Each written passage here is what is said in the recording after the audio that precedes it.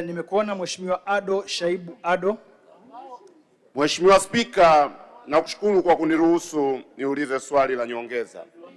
Kwa kuwa kituo kikuu cha polisi cha wilaya ya Tunduru ni kikongwe na kidogo, katika mazingira ambayo yanalazimisha sisi akina Ado ambao huitwa mara kwa mara pale kuhojiwa, tumewashuhudia makamanda wetu wakiwa wanaendesha mahojiano ndani ya chumba kimoja kwa watuhumiwa zaidi ya mmoja, hali ambayo inaondosha kabisa weledi.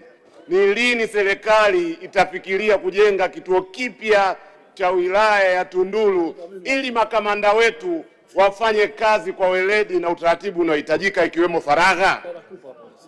Majibu, Mheshimiwa Naibu Waziri. Asante Mheshimiwa Mwenyekiti. Nimshukuru na kumpongeza sana Mheshimiwa Ado Shaibu. Lakini naomba nimkumbushe tu kwamba kituo cha polisi alichokitaja na vituo vyote vya polisi nchini, uwepo wake si kwa ajili ya wakina Ado Shaibu. Ni kwa ajili ya wale wote ambao watakuwa wanahalifu sheria za nchi.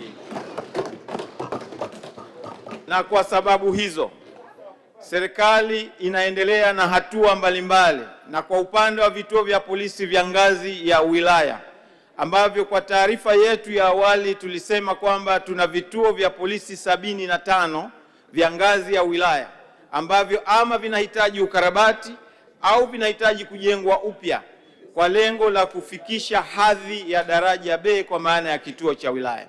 Kwa hiyo na kituo cha wilaya ambayo Mheshimiwa Ado Shaibu amekitamka nacho kipo kwenye mpango huo, na kadri ya hali ya upatikanaji wa fedha tutaendelea kujenga vituo hivyo. Mheshimiwa Mwenyekiti, naomba kuwasilisha.